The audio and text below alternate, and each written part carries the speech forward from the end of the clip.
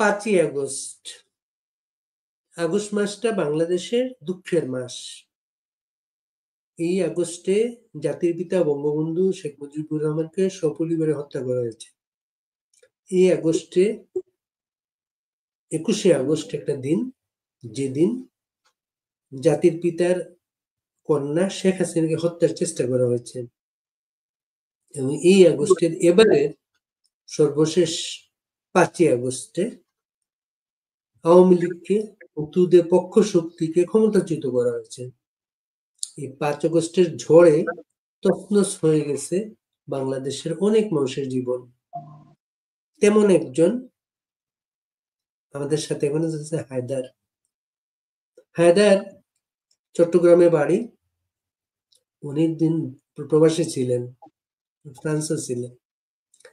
বাইরে যারা থাকেন, আমরা বাইরে যারা আছি, আমাদের জীবনগুলো আমরা জানি।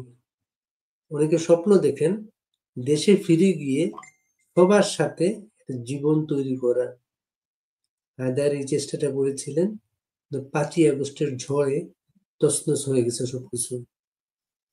হায়দারের কাছে শুনবো তার নিজের কথা তার মুখে। হায়দার, আপনাকে শুভেচ্ছা। হায়দার, জি, আসসালামু আলাইকুম। হায়দার, আপনাকে আপনার পুরো নাম, বাড়িঘরের ঠিকানা কিছুই আমি জানতে চাইবো না। হ্যাঁ, জি, কারণ আপনি যে বিপদগ্রস্ত একটা মানুষ, আপনার বিপদটাকে আর বাড়ানোর দরকার নাই। একটু বলেন তো, কবে প্রথম বিদেশ গেলেন, আবার কিভাবে আসলেন, নিজের গল্পটা একটু বলেন। আমি আসলে 2001 সালে ফ্রান্স এসেছিলাম। বাংলাদেশ থেকে ফ্রান্স এসেছিলাম। কোন ফ্রান্সে এসে শহরে? তো প্যারিসে না কোথায়? আমি প্যারিসে ছিলাম আচ্ছা। এবং সেখানেই আমার কাগজপত্র হয় দীর্ঘ প্রায় 7 বছর পরে। ওই সময়টার মধ্যে আমার মাও মারা যায়, তো দেখার সৌভাগ্য হয় নাই। বাড়িতে শুধু আমার বাবা, আমার ওয়াইফ আর আমার বাচ্চা ছিল। এভাবেই জীবন চলতেছিল। 2016 সালে আমি আমার বাচ্চা, আমার ওয়াইফ এদেরকে নিয়ে আসি। আব্বা আসতে চায় না, কারণ আব্বার বয়স তখনই অলরেডি 70+ ছিল, এখন 86+ ওনার। এইভাবেই চলতেছিল। আসলে আমি দীর্ঘদিন বিদেশ থাকার পরে 2023-এর শেষের দিকে চিন্তা করলাম যে দেশে যে কিছু করি, কারণ এখানে অনেক বছর হয়ে গেছে, বাচ্চারা সব কলেজে যাচ্ছে, আমি আর আমার ওয়াইফ, আমি নিজেও খুব অসুস্থ, ডায়াবেটিস এই সেই নিয়ে। তাই যে বাংলাদেশে যাই, ওখানে যে টুকটাক কিছু করবো, আব্বার সাথে থাকা হবে, আর যখন ইয়ে হবে তখন আসবো যাব। কারণ আমি এই প্ল্যানেই আমি বাংলাদেশ চলে গেছিলাম। বাংলাদেশে গিয়ে আসলে আমি যখন পড়লাম তখন হচ্ছে 2023-এর নভেম্বরে 10 তারিখ দেশে ঢুকলাম। ব্যবসা করব, কি করব না করব এগুলো নিয়ে খুব চিন্তিত। আব্বাও বলতেছে যে তুমি এত টেনশন করো না, দেখো কিছু একটা হবে। কিন্তু আসলে হাতে ক্যাশ টাকা তো নাই আমার, জানি জাম দিব কোনো একটা জায়গায়। অনেক চিন্তা ভাবনা করে একটা জায়গা ছিল আমার, 2 কাঠার মতো জায়গা ছিল, যেটা বর্তমান মূল্য আমার এলাকায় প্রায় 1,20,00,000 টাকার মতো। ওটা ছিল আমার শেষ সম্বল, ওটাই বিক্রি করে দিলাম। আর দেশে বিদেশ থাকা অবস্থায় পৈতৃক জায়গার উপরে ছোট একটা বাড়ি করছিলাম, যেটা এখনো আন্ডার কনস্ট্রাকশন। এটা 2012 সালে শুরু হয়েছে, আজও শেষ হয়নি। এখনো কেউ গেলে গ্যারেজের টাইলস নেই, সিঁড়িতে ওঠার হাতল নাই, সিঁড়িও টাইলস নেই। এই অবস্থায় ক্ষুদ্র ক্ষুদ্র অল্প অল্প করে চলছে। ব্যবসা করেছিলাম ভাই মুস্কান কোম্পানি আর তীর কোম্পানির ডিলারশিপ নিয়ে। 35 লক্ষ টাকা ইনভেস্টমেন্ট ছিল, তাও কোনো ভাড়া জায়গা নেই, নিজের ঘরের নিচেই একটা গোডাউনের মতো করে ওখানে একটা পুরোনো ট্রাক দিয়ে ব্যবসা চালাচ্ছিলাম। চলতেছে নতুন ব্যবসায়ী, কোনো মাসে গায়ের থেকে যাচ্ছে, কোনো মাসে হয়তো প্রফিট দিয়ে উঠে আসছে। এই অবস্থায় কোন রকম চলছে। ওয়াইফ সহ বাচ্চা, 2টো ছোট বাচ্চা ছিল, ওরাও তখন বাংলাদেশে চলে গেছে। আমি বললাম যে এখানে স্কুলে ভর্তি করাবো, সব রেডি মোটামুটি, যে এখানেই থাকবো আর যাবো না। আব্বা বুড়ো মানুষ, উনি এখন বিছনা থেকে উঠতেও 2 জন লাগে। এই অবস্থায় চলছিল। জুনের 24 তারিখ 2024 জুনের 24 তারিখে একটা কাগজের ব্যাপারে পুরো পরিবার নিয়ে আমি ফ্রান্স এসেছিলাম। মাত্র 15 দিনের একটা টিকিট ছিল যে জুনের 20 তারিখ 24 তারিখ যাব, আগস্টের 10 তারিখ আবার আমি বাংলাদেশে ফেরত যাব। এই অবস্থায় 5 তারিখ শেখ হাসিনার পতন, যেটা আমরা কখনো কল্পনাও করি নাই যে আমার এই 50 বছর বয়সে আমি কখনো আমার এলাকায় এইভাবে ভাঙচুর হইতে, আওয়ামী লীগ আসছে, বিএনপি আসছে, কিন্তু কখনো কারো বাড়িঘর ভাঙচুর হইতে দেখিনি। মারামারি হয়েছে, দৌড়াদৌড়ি হয়েছে, এই কিন্তু এইরকম দেখিনি। সরাসরি আমার বাড়িতে আক্রমণ, পুরো বাড়ি ভাঙলো, ব্যবসা প্রতিষ্ঠান লুট করলো, সব ধ্বংস। যেখানে রাজনীতি বলতে কি, রাজনীতি সবাই করছে। আমরা এক সময় 90-এর গণ আন্দোলনে ছিলাম, তারপরে আপনার 90 থেকে 95 96 পর্যন্ত এলাকার বাইরে ছিলাম, তখন বিএনপি ক্ষমতায় আসছিল। 96-তে আওয়ামী লীগ ক্ষমতা আসার পর আবার ছিলাম আমরা, কিন্তু আসলে সরাসরি ব্যক্তিগত কোনো ইয়ে ছিল না, কারোর সাথে কোনো ব্যক্তিগত ঝামেলা ছিল না। কিন্তু এইবার এটা কি আগুন, সর্বশান্ত করে ছেড়ে দিয়েছে। আমি এইখানে থাকতেই শুনলাম। এরপরে আমি যখন গেলাম আবার, কারণ টিকিট যেহেতু ছিল, পরিবার এখানে ছিল, আমি গেলাম যে দেখি আব্বারে। 10-15 দিন থেকে আর দেখলাম যে না, থাকা যায় না। এরপরে এখন আমি 2016 সালে গিয়েছিলাম সর্বশেষ বাংলাদেশে। এরপরে গিয়েছিলাম আপনার কোভিড এর পরে একবার। মানে এর ভিতরে 9 বছরের মতো প্রায় গ্যাপ ছিল আমার। যখন আমাকে 2016 সালের মামলায় আমাকে আসামি, আমি আব্দুল্লাহ নোমানের মিটিং এ ভাঙচুর করেছি। 2018 সালের, তখন আমি ছিলাম না। 24 তারিখে আমি ফ্লাই করেছি ঢাকা এয়ারপোর্ট থেকে পুরো পরিবার সহ। 24শে জুন আমি ঢাকা থেকে প্যারিস আসছি, Dhaka to London, London to Paris গেলাম আমি। মানে 25 তারিখ পুরোটাই আমি ফ্লাইটে। সেই জায়গায় আমাকে জুলাই 27, জুলাই 28, জুলাই 29 ঢাকা, গাজীপুর, ময়মনসিংহ সব জায়গায় মামলা। আর কিছু কিছু মামলাতে দেখা যাচ্ছে আমি অস্ত্র নিয়ে সেখানে দৌড়াচ্ছি। আমি দেশেও নেই। আমার দোষটা একটা কি, যে আমি আওয়ামী লীগ করি, আমি আওয়ামী লীগ পরিবারের সন্তান, আমি আওয়ামী লীগের পক্ষে লিখি, আমার সব, এটাই আমার দোষ। আমার ফাদার এত বৃদ্ধ মানুষ যে উনি একসময় ছিলেন আওয়ামী লীগ ছিল, পুরো পরিবারে আওয়ামী লীগ, আমি গর্বের সহিত বলতে পারি। আমার বাবা নগর আওয়ামী লীগের ভাইস প্রেসিডেন্ট ছিলেন। বিভিন্ন সময় যখন সভাপতি সাহেব বিভিন্ন সময় যখন জেলে ছিলেন নগর আওয়ামী লীগের, তখন উনি ভারপ্রাপ্ত সভাপতি ছিলেন। এতটুকুই। আমার বাবার নিজের পয়সা, আমাদের পারিবারিক পয়সায় নির্মিত একটা স্কুল, সেই স্কুলটা পর্যন্ত ভাঙচুর করছে। এটা তো কিচ্ছু না, একটা স্কুল আছে, ওই স্কুলটা সরকারি ইয়েতে অনুদানে চলে, ইয়েতে চলে, আমার বাবা জাস্ট দেখাশোনা করে, সেটা ভাঙচুর করছে। কেন? এটাও আওয়ামী লীগের। সবচেয়ে দুর্ভাগ্যজনক যে এবার ঈদের জামাতে পর্যন্ত যাওয়ার জন্য ওনাকে হুমকি দেওয়া হয়েছে, যাতে নামাজ পড়তে না যায়। তো as a foreign remittance holder, আমি ফরেন রেমিটেন্স পাঠাইছি দেশে, সারা জীবন বৈধ চ্যানেলে পাঠাইছি, কখনো 1 টাকা অবৈধ চ্যানেলে পাঠাইনি। আমি, কেউ যদি চায়, আমি 25 বছরের ওয়েস্টার্ন ইউনিয়ন, মানিগ্রাম, রিয়ার সমস্ত হিসাব দিতে পারবো, সব কাগজই আমার কাছে আছে। তো এরপর আমার বাড়িটা ভাঙলা খালি কি আমি সমর্থন করি?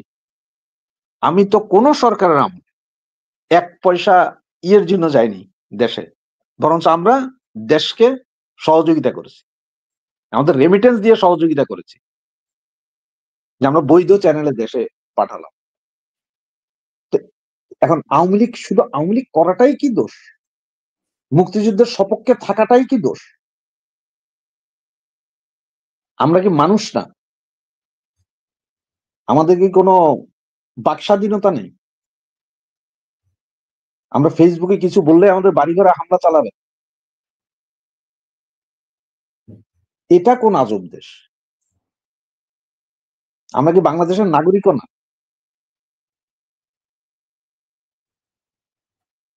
এটা যে সবচেয়ে দুঃখজনক, খুব দুঃখ লাগে যে এটা আমরা কোন সমাজে বা কোন দেশে বসবাস করি।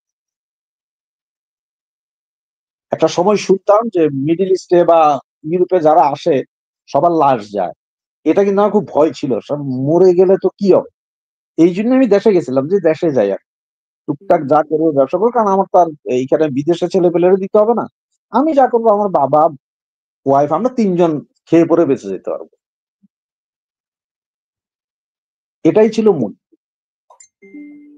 ওখানে না রাজনৈতিক কোন উচ্চবিলাস ছিল নাকি, না আমি রাজনৈতিক কোন দলের। এই 25 বছরে আমাকে ইউরোপে কখনো কোনো রাজনৈতিক সমাবেশ বা ইয়েতে কেউ দেখেনি, ছিলাম না। অনেকবার আমি ইয়ে পেয়েছি, যেমন আমি আপনার ইংল্যান্ডের হিথ্রো এয়ারপোর্টে 4 বছর চাকরি করেছি, ফ্রান্সে করেছি।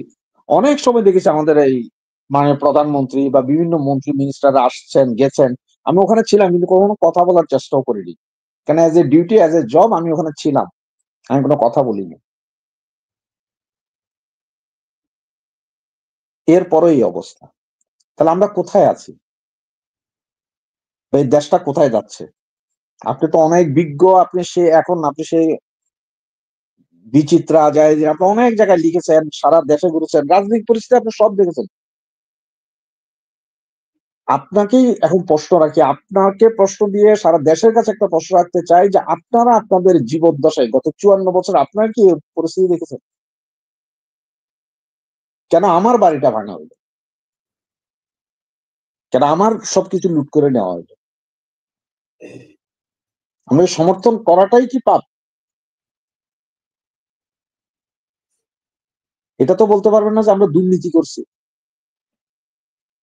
কারণ দুর্নীতি করলে তার 25 বছর এই পুরো পরিবার নিয়ে বিদেশ থাকে না। একমাত্র হয়তো আপনি বুঝতে পারেন, যারা আমাদের মতো বিদেশ আছে তারা বুঝবে যে আমরা এখানে কি কষ্ট করি।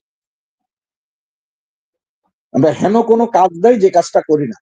যখন কাগজ না থাকে তখন একরকম কষ্ট করি, কাগজ পাওয়ার পরে হয়তো একটু স্বাভাবিক হই আমরা। ইউরোপে তো কাগজ না থাকলে এটা তো পুরো লাইফটাই বরবাদ, অনেক কষ্ট করে এখানে। তা আমার মতো অনেক লোকেরই সেম ঘটনা হয়েছে বাংলাদেশে, তা শুধুমাত্র ফেসবুকটাই লেখালেখি, কিন্তু কাউকে গালি দেই নাই যে অমুক তমুক, গালাগালিও না। আর পছন্দ হলে আমি লেখছি, পছন্দ না হলে লিখি নাই।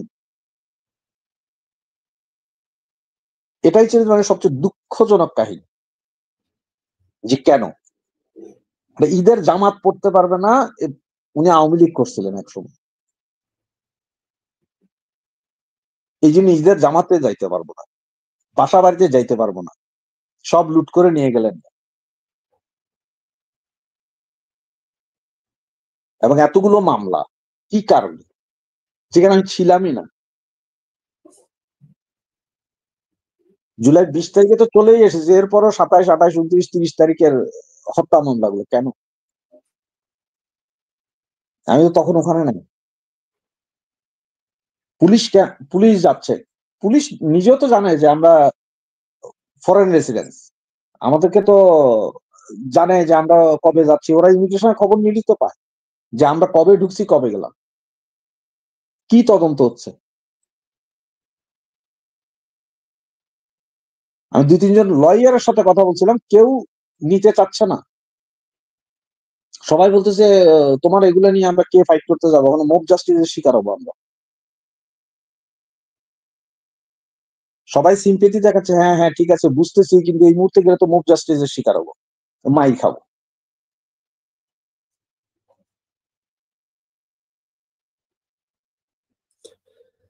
হায়দার, আপনাকে একেবারে আমি ইন্টারাপ্ট করিনি, আপনি আপনার স্টোরিটা বলে গেছেন।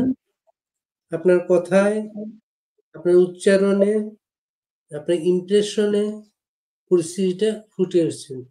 যারা এই ঘটনাগুলো করেছে, এটা ওই এলাকার কি রাজনৈতিক নেতাকর্মী এরা? হ্যাঁ, ওখানে 2-4 জন যাদেরকে চিনা গেছে তারা আমার এলাকারই, আর বাকিগুলোরে চিনি নেই। এগুলো হয়তো বাইরের 2-4 জন যেগুলো চিনছি, এগুলো আসলে চিনছি মানে কি, এখন তো আমি তখন যাদের চিনতাম তারা এখন সবাই আমার চেয়ে হয়তো বয়সে বড় হয়ে গেছে, বৃদ্ধ হয়ে গেছে, অনেকের চেহারাও মনে নেই। 2-1 জনকে চিনছি, যেগুলাকে এই গত 6 মাসে যাদেরকে হয়তো আমি এলাকায় দেখছি, কথা হইছে, এমনকি অনেকের সাথে চাও খাওয়া হয়েছে একসাথে, একই টেবিলে বসে। কারণ আমাদের এলাকায় আওয়ামী লীগ, বিএনপি, জামাত, জাতীয় পার্টি এটা নিয়ে আসলে কোনো কিছু ছিল না। সবসময় সবাই একই এলাকা। এটা ওই যে গ্রামে যেমন ছোট ছোট 10-12টা বাড়ি মিলে একটা, আমাদের ওই পুরো এলাকাটা সেম, সবাই সবারই চিনে, সবাই একসাথে বসে চা খায়, আড্ডা দেয়। সুতরাং মানে কখনো আজ পর্যন্ত কোনোদিন দেখিনি আমি যে রাজনীতি সবাই করছে আমাদের এলাকার বাইরে। এলাকার ভিতরে কখনো এগুলো নিয়ে কোনো ঝামেলা ছিল না, কোনো সমস্যা ছিল না। কিন্তু এইবার এটা আগুন।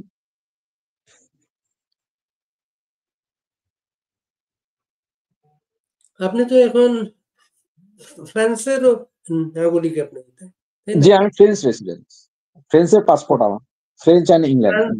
ফ্রান্সের নাগরিক হিসেবে জি আপনি তো দ্বৈত নাগরিক না? জি জি জি। দ্বৈত নাগরিক। ফ্রান্স গভর্নমেন্টের কাছে ইনফর্ম করার চেষ্টা করেছেন বিষয়টা? না, আমি এখনো করিনি। আমি ওই যে ভিডিও গুলো সব সংগ্রহ করেছিলাম, আমাদের যে সিসিটিভি ছিল ইয়ের বাইরে, ওগুলো সব রেকর্ড গুলো জোগাড় করছিলাম আর কি। আমি ও সব জোগাড় হয়েছে, এখন হয়তো ফ্রান্স গভর্নমেন্টকে জানাবো আমি এটা। দুর্ভাগ্য কি জানেন, এই যে আমি বলছি ফ্রান্স গভর্নমেন্টকে জানানো, এটা তো আমাদের কোনো গৌরব না। না আমরা আরেকটা দেশে এসেছি, আমাদের দেশ সম্পর্কে বলা এটা গৌরব না। কিন্তু আমাদের এই যে বিচার যেহেতু আমাদের দেশে পাওয়ার ব্যবস্থা নাই, সেজন্য এগুলো আমাদের জানাতে হয়। আপনি যে যে দিনগুলোতে আপনি বাংলাদেশেই ছিলেন না, ওই জি দিনগুলোতে আপনার বিরুদ্ধে মামলা হয়েছে। আপনার প্রোটেকশনের জন্য বাধ্য হয়ে আপনার ফ্রান্স গভর্নমেন্টকে, ফ্রান্স এমবেসিকে এটা জানানোর বিষয় সেটা। এগুলো আমাদের কারোর জন্য গৌরবের না। আমরা না বাধ্য হয়ে এই পরিস্থিতিগুলো যেতে হয় আমাদের। আমরা সবাই আইনের, এই যে আপনি ফ্রান্সে আছেন, আমি অস্ট্রেলিয়াতে আছি, আমাদের একটা আইনানুগ জীবন আছে। আমরা একটা আইনানুগ জীবনে অভ্যস্ত হয়ে গেছি আমরা। হ্যাঁ, অভ্যস্ত হয়ে গেছি। আমরা সবাই কাজ করে খাই, দেশকে সাপোর্ট দেই, পরিবারকে সাপোর্ট দেই, নানাভাবে সাপোর্ট দেই। রাজনৈতিক বিশ্বাস সবার আছে। এই বিশ্বাসের জন্য আজকে আপনি আক্রান্ত। আপনার সমস্যা, সারা জীবনের সঞ্চয়, সারা জীবনের যত কিছু ছিল আপনার, সব আজকে ধ্বংস। কি মনে হয় হায়দার, এই পরিস্থিতি কতদিন চলতে পারে? এখন তো যে অবস্থা দেখছি, আসলে এটা প্রেডিকশন করার কোনো ক্ষমতা, আমি তো অনেক ক্ষুদ্র মানুষ, ক্ষুদ্র চিন্তা আমার তো নাই। অনেক বড় বড় বোদ্ধারাও মনে হয় বলতে পারবেন না যে আসলে এটা কি হবে। কারণ একটা জিনিস খেয়াল করে দেখবেন যে এই যে আওয়ামী লীগের ব্যান করা হলো বা নিষিদ্ধ করা হলো, যেটা ওয়েল এন্ড গুড, ওকে। আওয়ামী লীগ যদি দোষ করে থাকে বিচার হবে, নিষিদ্ধ হবে, ঠিক আছে, কোনো সমস্যা নেই। কিন্তু দুইটা জিনিস আমার কাছে আসলে খুব খারাপ লাগছে। একটা হচ্ছে যে আপনার এই যে বঙ্গভবন, এটা আমাদের কারো বাবার সম্পত্তি না, জাতির সম্পত্তি। 32 নম্বরের বাড়ি। 32 নম্বরটা পরে আসছে, আমি বঙ্গভবনের কথা বলছি। হ্যাঁ, আর সংসদ ভবন, এটা আমাদের শ্রদ্ধার জায়গা। সেদিন আমরা চাইলে কি একটা বাড়ি আর সংসদ ভবন এলাকাটাকে কি ঘিরে রাখতে পারতাম না? যার যাও, এইখানে কেউ যাইতে পারবে না, কারণ যেই আসবেন আসবেন। এগুলো ছিল আগে। হায়দার, আমি একটা ঘটনা বলি। 90-এর গণঅভ্যুত্থানের পরে ওই রাত্রে, যেদিন এরশাদের পদত্যাগ ঘোষণা করলো 4 ডিসেম্বর, জি জি সেদিন তো আমরা ঢাকায়, আমরা দেখেছি মতিঝিলে আল্লাহ ভবনে জাতীয় পার্টির অফিস ছিল। মানুষ, আল্লাহ ভবনে অনেক কিছু আছে, ওই ভবনের উপরে অনেক কিছু আছে, জাতীয় পার্টির অফিস পর্যন্ত, অফিসেও ইয়া করে নাই, আগুন দেয় নাই। অফিস থেকে ফার্নিচার গুলো নামিয়ে রাস্তায় আগুন দিয়েছে। আল্লাহ কিছু করে নাই। পুরা মতিঝিল চাইলে সব তছনছ করতে পারবো, জি কিছুই করে নাই, মানুষ কিছুই করে নাই। মিন্টু রোডে মন্ত্রীপাড়া, মন্ত্রীদের বাড়ি, মন্ত্রীরা কেউ নাই, পালায় চলে গেছে। কিন্তু আমরা দেখেছি সে রাতে সেনাবাহিনীর লোকজন মন্ত্রীপাড়াটাকে পাহারা দিয়ে রাখছে, কেউ যাতে এগুলো হামলা না করে। এগুলো আমাদের জাতীয় সম্পত্তি, সরকারি সম্পত্তি, কেউ কিছু করে নাই। এবার আমরা দেখলাম ঢুকিয়ে দেওয়া হয়েছে গণভবনে। গণভবনে নিরাপত্তা ছিল, বেষ্টনী ছিল, নিরাপত্তা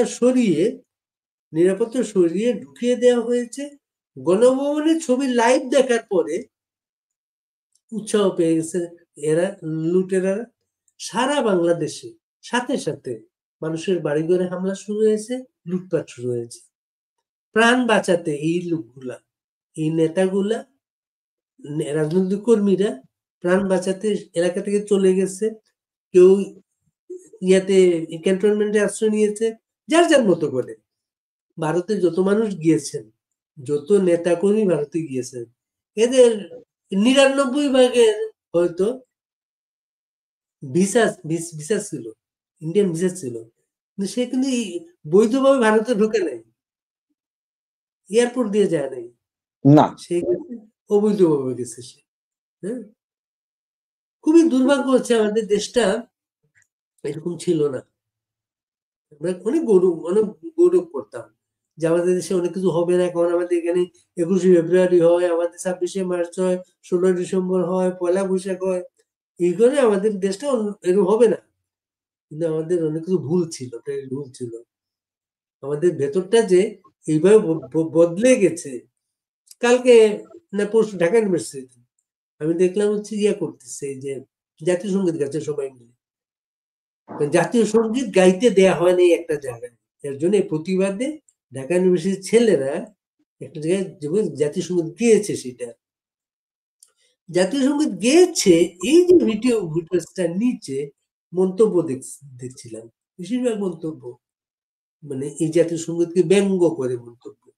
এই জাতীয় সঙ্গীত কেন গাইবে, এই জাতীয় সঙ্গীত হিন্দু লিখছেন, এই জাতীয় সঙ্গীত বাংলাদেশের নাই, নানা বক্তব্য। হ্যাঁ, বাংলাদেশের জন্মের আগের এটা। অথচ বাংলার জাতীয় সঙ্গীতটা যেমন বাংলাদেশের পতাকা এগুলা যেমন মুক্তিযুদ্ধের মাধ্যমে ডিসিশন হয়েছে, জাতীয় সঙ্গীতটা ডিসিশন হয়েছে মুক্তিযুদ্ধের মাধ্যমে, হঠাৎ একদিন ডিসিশন হয় নাই। হ্যাঁ, মুক্তির মাধ্যমে। দুর্ভাগ্য হায়দার। যে আপনাকে একটা কথা করি, যেটা সম্ভবত আপনারই ছবি ছিল কোন একটা পত্রিকায়, এটা আমি ভুলে গেছি। সেটা ৯০-এর, আপনি যেটা বলছিলেন ৯০-এর গণ আন্দোলনের সময়।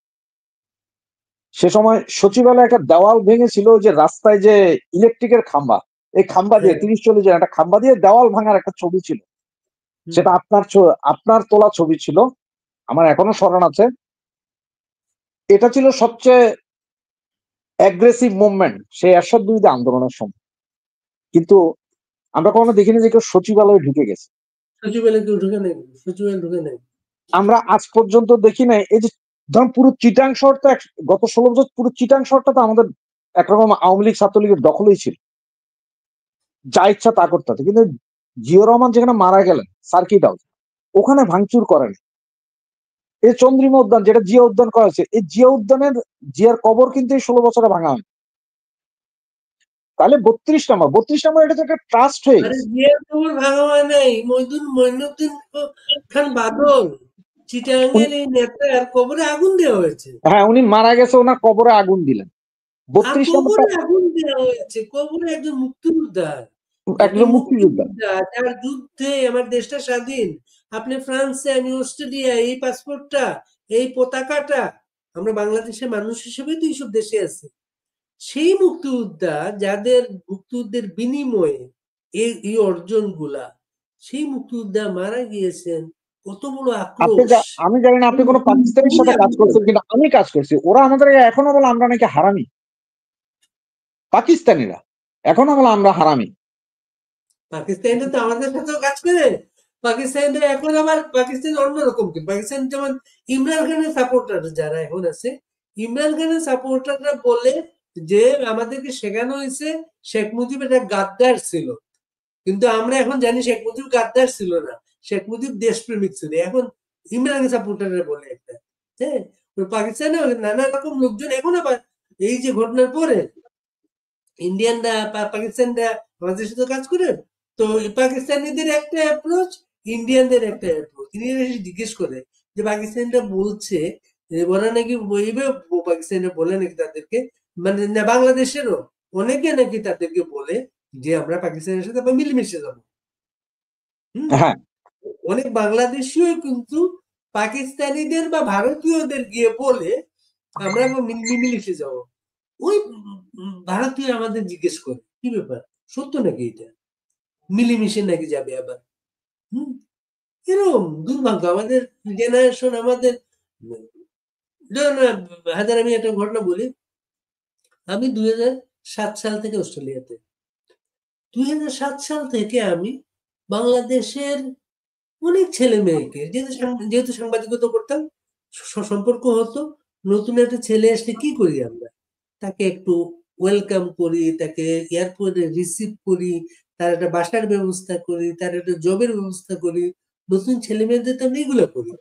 এবং তাকে 7 দিন সময় দেওয়া যায়, গাড়িতে নিয়ে ঘোরা যায়, কাউন্সিলিং করা যায়, আর লাগে না, সে একাই চলতে পারে। তো 7 দিন পরে একাই চলতে পারে। 2007 সাল থেকে অস্ট্রেলিয়াতে যত ছেলে মেয়ে এসছে আমার মাধ্যমে, আমি কোনোদিন ভাবি নাই হায়দার এটা কোন দলের ছেলে, আমি বাংলাদেশের ছেলে। আমি শুধু দেখছি আমার বাংলাদেশের ছেলে, আমার বাংলাদেশের মেয়ে। আমরা বাইরে তো এইভাবেই দেখি তো আমাদের বাংলাদেশের ছেলে মেয়ে। জি জি। 5ই আগস্টের আগে পরে খেয়াল করলাম সেই ছেলে মেয়েদের প্রায় সবাই, 4-5 জন বাদে, তারা কিন্তু অন্য জায়গার লোক, আমাদের সাথে অভিনয় করতো। তারা আমাদের সাথে অভিনয় করতো, বুঝতে দিত না, এখন আড়াল করতে পারে নাই। এরাই আবার এই পরিস্থিতি দেখে, দেশের পরিস্থিতি দেখে এরাই আবার লজ্জিত, কিন্তু আর বলতে পারছে না যে আমরা যে ভুল অবস্থা নিয়েছিলাম, বলতে পারছে না। কিন্তু আসলে আমি আপনার কন্টিনিউ আপনার ফেসবুকে দেখতাম যে আমার অস্ট্রেলিয়াতে অমুক ভাই এসছে, সিডনিতে বা অমুক ডিস্ট্রিক্টে আছে, কেউ একটা চাকরির ব্যবস্থা করেন কেউ, আমি এগুলো কিন্তু দেখতাম, আপনি ফলো করতাম কন্টিনিউ, কখনো সরাসরি এভাবে কথা হয়নি, ফলো এটা না, করতাম। বাস্তব ফেসবুকটা এমন একটা বাস্তবতা যে লোকজন মনে করতো কাতারে আছে, দুবাইতে আছে, ফ্রান্সে আছে, জেনেভাতে আছে, কেউ যেন মনে করতো যে আমি মনে হয়, আমার মনে হয় এটা কোম্পানি আছে, আমাকে বললে ওদের চাকরি হয়ে যাবে। আমি কি করতাম, ফেসবুকে স্ট্যাটাস দিতাম, জি স্ট্যাটাস জিজ্ঞেস করতো ওইখানে কে আছে আমাদের, সাথে সাথে রেসপন্স করতো। হ্যাঁ, এটা এখন আমি আমি বিদেশ থাকি, আমি তো বুঝি এটা আসলে কি টেকনিক। আমি একটা ঘটনা বলি, হায়দার, একটা ছেলে, চিটাঙ্গের একটা ছেলে সাইপ্রাসের কোথায় গিয়ে আটকা পড়লো, সাইপ্রাসের কোথায় গ্রিকে যাওয়ার চেষ্টা করছিল। তো যখন চিটাং থেকে রওনা দেয়, আমার সাথে যোগাযোগ করছিল, বলে যাবে না, ফ্রি ভিসা বলে পৃথিবীতে কোনো ভিসা নেই, টুরিস্ট ভিসা। ফ্রি ভিসা যেগুলো বলা হয় বাংলাদেশের সরল প্রাণ মানুষকে, এটা টুরিস্ট ভিসা। এটা জি আমি না করে যাবে না, এইভাবে এটা এটা আটকা পড়বে। সে শুনে নাই, চলে গেছে। চলে যাওয়ার পরে ওখানে গিয়ে তো সমস্যায় পড়ার পরে আবার কন্ট্যাক্ট করছে আমার সাথে, কি করে এখানে আটকা পড়ছে, খাওয়ার টাকা নাই, জব নাই, এটা নাই সেটা নাই। তখন আমি এবার পোস্ট দিলাম ফেসবুকে, পোস্ট দেওয়ার সাথে সাথে বললো যে তাকে, সে আছে তুর্কি সাইপ্রিয়টে আছে, গ্রিক সাইপ্রিয়টে আসার জন্য রিকোয়েস্ট করলো। সে গ্রিক সাইপ্রিয়টে আসলো, একজনের জব দিল। এই যে ফেসবুকের সম্পর্ক, কিন্তু এগুলা সম্পর্কগুলো ফেসবুকে, সবাই আমরা বাইরে যারা আছি একজন আরেকজনকে হেল্প করার চেষ্টা করি।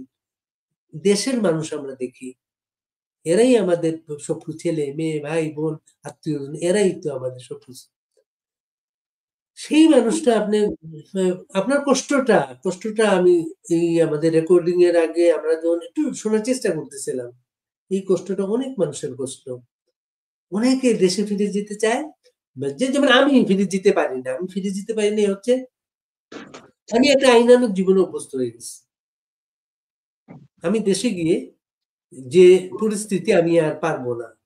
আমার আমার নিরাপদ পানি, আমাদের যে স্বাস্থ্য ব্যবস্থাটা, হ্যাঁ, এগুলো আমি দেশে এগুলো পারবো না, এই বয়সে গিয়ে পারবো না। আরো বিপদ হয়ে গেছে আমার এখন, আমার ছেলেটা মারা গেছে, আমার জি ছেলেটার কবর এখানে, আমার ছেলের কবর ফেলে আমি কোথাও যাব না। প্রতিদিন সকাল বিকেল 2 বেলা আমি ছেলের কবরে যাই। এগুলোই তো আমাদের জীবন, এগুলোই তো আমাদের সবকিছু মিলে প্রবাস জীবন।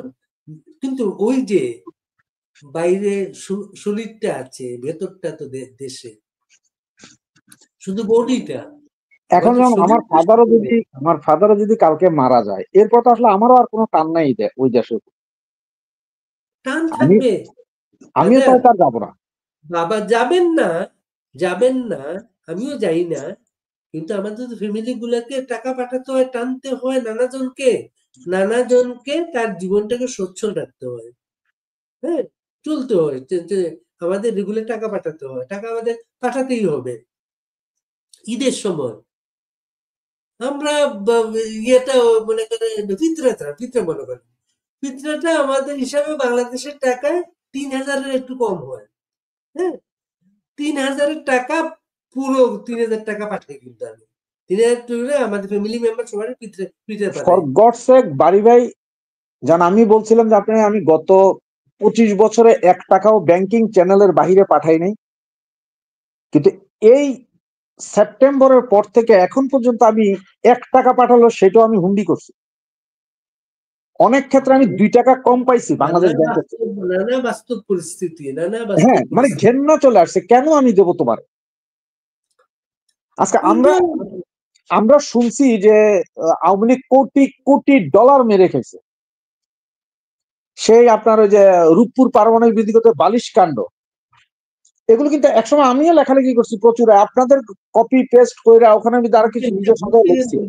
এটা নিয়ে আমাকে না একটা একজন চেয়ারম্যান সিডনিতে আসছিলেন, উনি আমাকে একটা কথা বললেন যে ব্যাংকে সারা জীবনই কোনো করাপশন ছিল, আর্থিক প্রতিষ্ঠান সারা জীবনই করাপশন ছিল।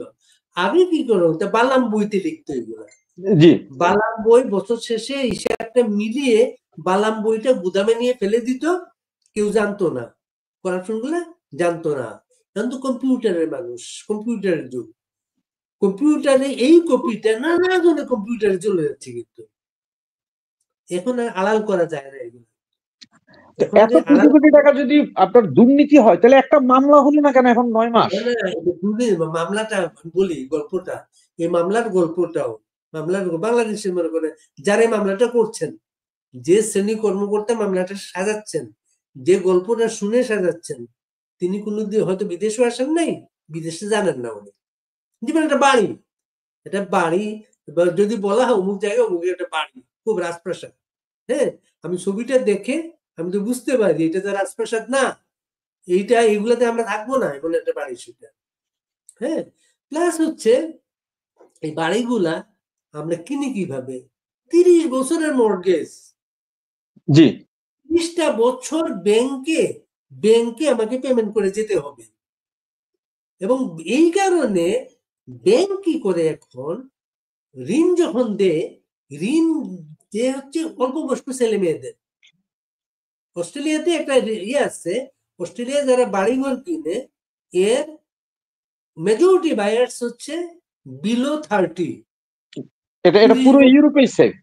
30 বছরের নিচে তার বয়স, কিন্তু কারণ ব্যাংক দেখে এই লোকটা অনেকদিন বাঁচবে, এই লোকটা অনেকদিন কাজ করতে পারবে, টাকাটা দিতে পারবে।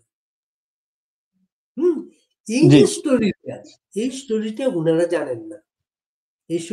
জানেন না, প্লাস হচ্ছে এই বিদেশে টাকা নিয়ে যাওয়ার অত সহজ না, কিন্তু সবকিছু চ্যানেল গুলা অত সহজ না, সেটা কিছু কিছু আছে, যেমন আমি একজন অস্ট্রেলিয়াতে একজন টাকা আসার গল্প যখন শুনলাম, তখন আমি জিজ্ঞেস করলাম একজনকে, লয়ারকে জিজ্ঞেস করলাম সম্ভব কিনা, বলে সম্ভব হচ্ছে।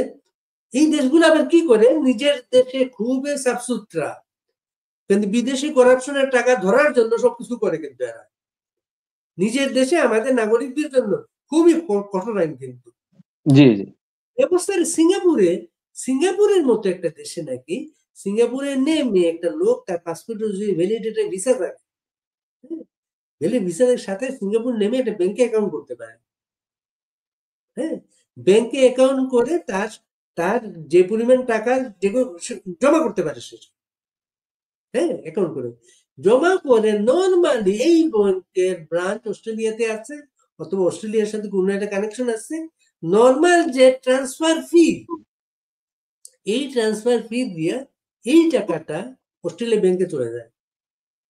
অস্ট্রেলিয়া ব্যাংক দেখে যে এটা সিঙ্গাপুর থেকে একটা ব্যাংকিং চ্যানেলে আসছে,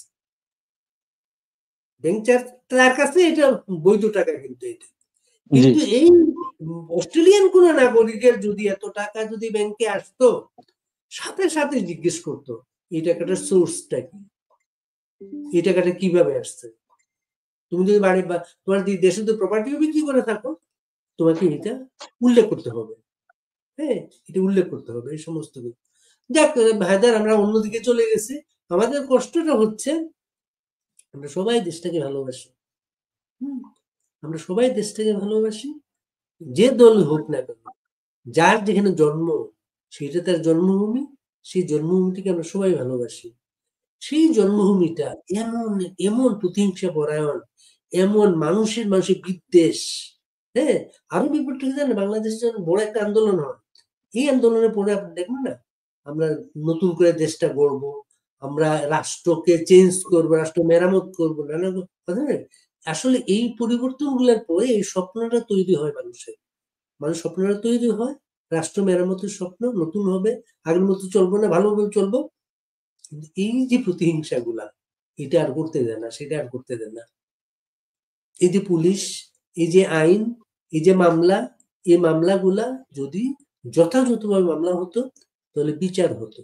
যেহেতু যথাযথ মামলা না, এগুলো হচ্ছে আপনাকে জিম্মি করার মামলা, আপনার থেকে টাকা নেওয়ার মামলা, এগুলো বিচারের জন্য না কিন্তু এটা। হ্যাঁ, এতে করে একটা লোক তো মারা গেছে রে ভাই, ওই মৃত্যুর ওই হত্যা মামলার বিচার হবে না, কিন্তু এত মারা গেছে, মামলাটা তদন্ত করতে হবে।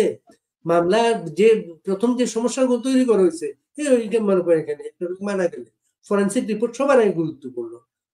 ফরেন্সিক রিপোর্টের মাধ্যমে আমি তার কনফার্ম হয় কেমনে মারা গেছে, কখন মারা গেছে, কটার সময় মারা গেছে, কিভাবে, সবকিছু পাওয়া যায় সেখানে, ক্রাইম সিন আসে।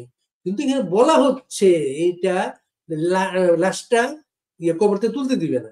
জি, এটা তো ওরা করলো, প্রতিবাদ করলো। তো আমি তো জানবোই না মৃত্যুটা কিভাবে হয়েছে। এর কারণে এই হত্যার মামলার বিচার হবে না আদালতে। এটা যখন যাবে, যেহেতু এই কাজগুলো করতে দেওয়া হয় নাই, এর জন্য বিচার হবে না।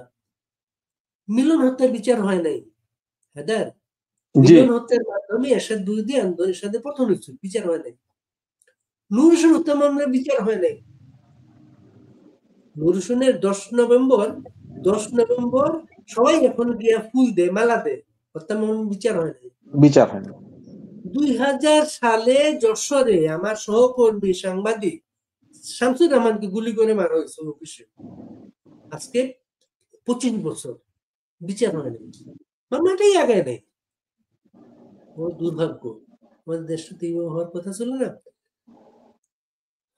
হায়দার, জি, একেবারেই আমি আসলে আপনার কথা না বলে অন্য আমরা সামষ্টিকভাবে আমরা বাংলাদেশ নিয়ে কথা বলা শুরু করেছিলাম।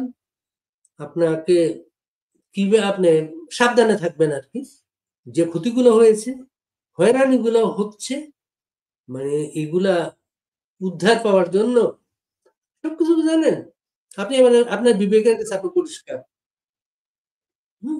যে যত চালাকি করুক, আমরা যে ধার্মিক মানুষ, উপরে বসে একজন দেখছেন সবকিছু,